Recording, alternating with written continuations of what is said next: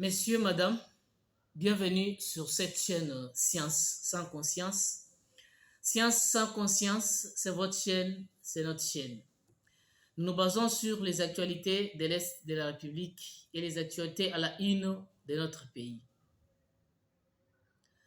Nous vous informons toujours à tous ceux-là qui sont abonnés sur cette chaîne et ceux-là qui nous regardent en direct, soit qui vont regarder la rediffusion de cette émission, que c'est votre émission, c'est votre famille.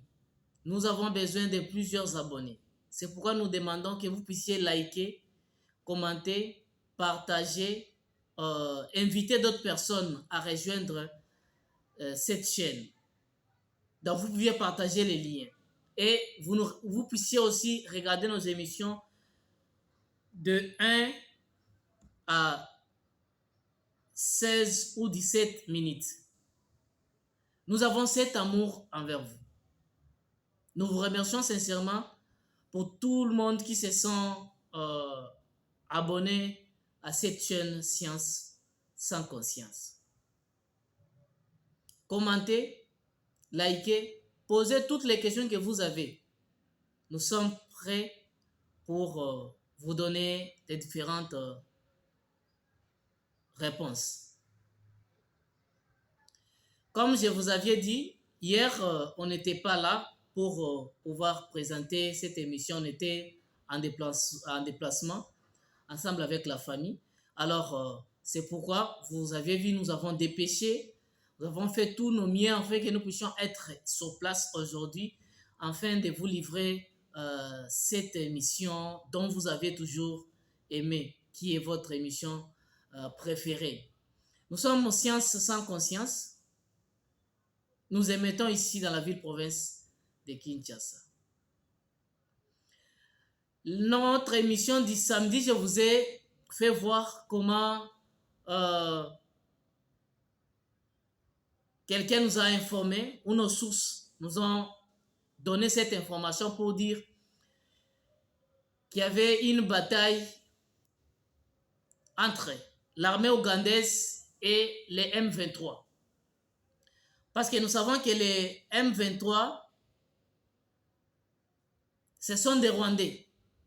Mais pour pouvoir se cacher derrière les soi-disant masques, ils ont appelé ça M23. Mais ce sont les groupes rwandaises. Vers 15h30, ils ont ouvert le feu sur la position des soldats ougandaises. Et les soldats ougandais ont répondu aussi, compte tenu parce qu'il n'y avait pas un autre moyen où ces derniers devaient se défendre. Et ils ont fait cette attaque, c'était à 3 reprises. Ils ont attaqué la position de soldats ougandais à 3 reprises.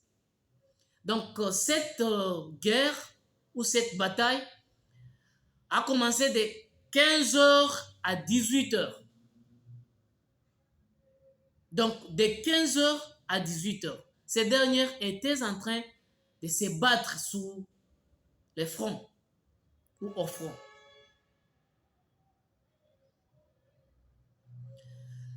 Les Ougandais,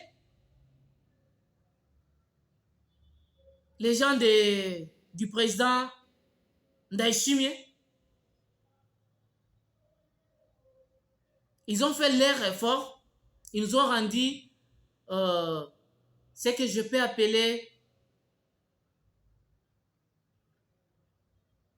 un travail énorme, un travail qui nous montre ou qui nous donne cette promesse de succès.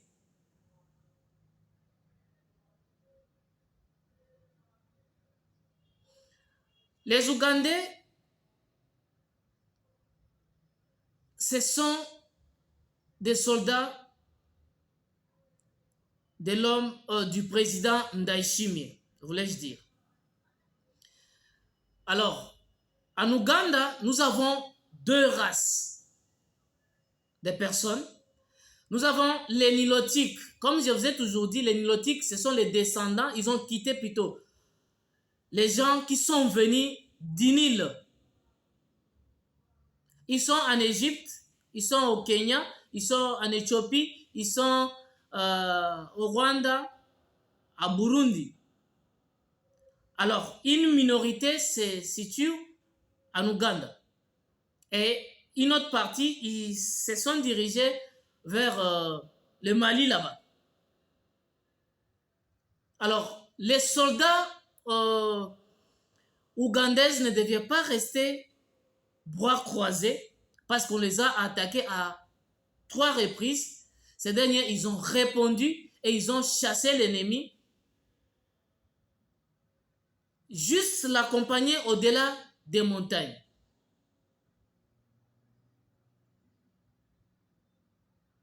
On se pose plusieurs questions, mais comment cette place où les soldats, excusez, cette place où les soldats ougandais sont en train de contrôler, comment les Rwandais pourront paraître? Et la réponse est que ces dernières n'ont pas totalement délogé nos territoires ou nos cités. Ils continuent toujours à demeurer là. C'est pourquoi autrefois j'avais dit, les FARDC doivent vraiment tirer attention quand ils sont au front. Vous pensez que les soldats ougandais doivent accepter de venir mourir ici? Même un soldat? Non. Parmi les groupes EAC, les soldats qui font trembler les hommes de Kagame, ce sont les Ougandais. Ils ont amené toutes leurs munitions, ils ont planté pour pouvoir chasser l'ennemi. Et l'ennemi sera toujours poursuivi, selon les informations dont nous avions reçues. Rwanda continue toujours. Il continue toujours à faire mal à notre population. Et quand il nous fait mal, au lieu que les opposants congolais se réunissent pour former une bloc à côté du président Félix, non. Et ils veulent seulement déranger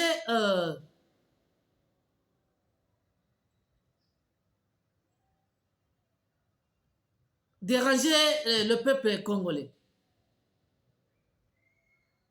Voilà, nous demandons à tous les opposants. Parce qu'actuellement, si nous pouvons plutôt compter parmi les opposants, nous avons qu'une seule personne. En dehors de Muzito, vous pouvez me dire qui est opposant encore?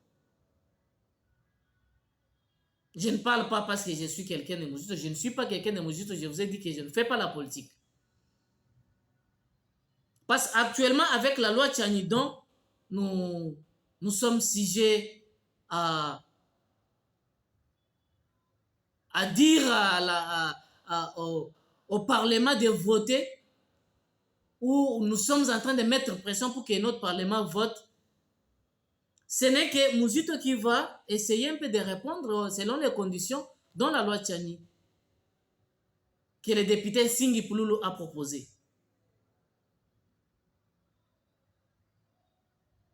Et cela n'est pas fini.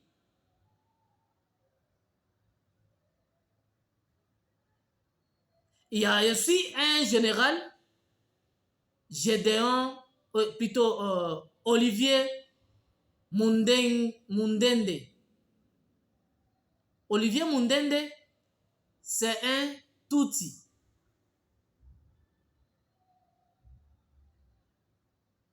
Ce dernier, c'est un général, plutôt le lieutenant-colonel.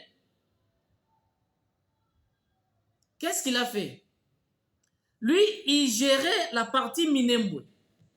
Alors, dans sa juridiction, il a dit non aux FARDC.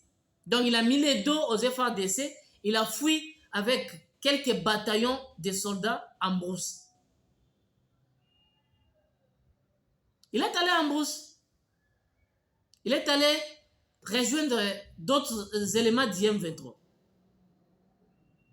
Avec des munitions, avec des soldats. Mais les soldats qui sont partis, et quand nous avons posé plusieurs questions, on a trouvé que ce sont des soldats ou de peuple des Minembwe. Les gens des qui Mwanga Chouchou, leur communauté là. Donc actuellement on comprend que même les FARDC, il y a certaines personnes à qui il faut qu'ils présentent leurs pièces pour connaître réellement ils sont des Congolais de père et de mère ou pas. Là nous demandons, nous nous adressons automatiquement et directement au ministre de Défense et Sécurité, Jean-Pierre Mbemba Gombo. Essayez un peu de revoir et de demander à tous nos soldats de vous présenter leurs pièces d'identité. À des fois, d'autres personnes, ils ont changé les noms. Alors, ce que nous allons leur découvrir ou devons découvrir comme signe chez eux, c'est leur faciès ou l'aspect physique. Alors, nous saurons que celui-ci c'est un Rwandais, celui-ci c'est un Congolais de père et de mère. Parce que nous ne pouvions pas tolérer comme ça.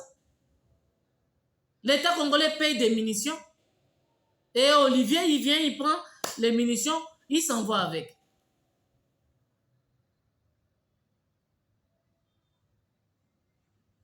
Nous ne pouvons pas supporter des choses comme ça. Olivier, partout, tu m'écoutes, sachez très bien que lorsque la justice va te mettre le main, tu vas prier le Seigneur et il ne va pas te répondre. Parce que tu as tué beaucoup, tu es parti contribuer avec les gens qui tuent nos populations.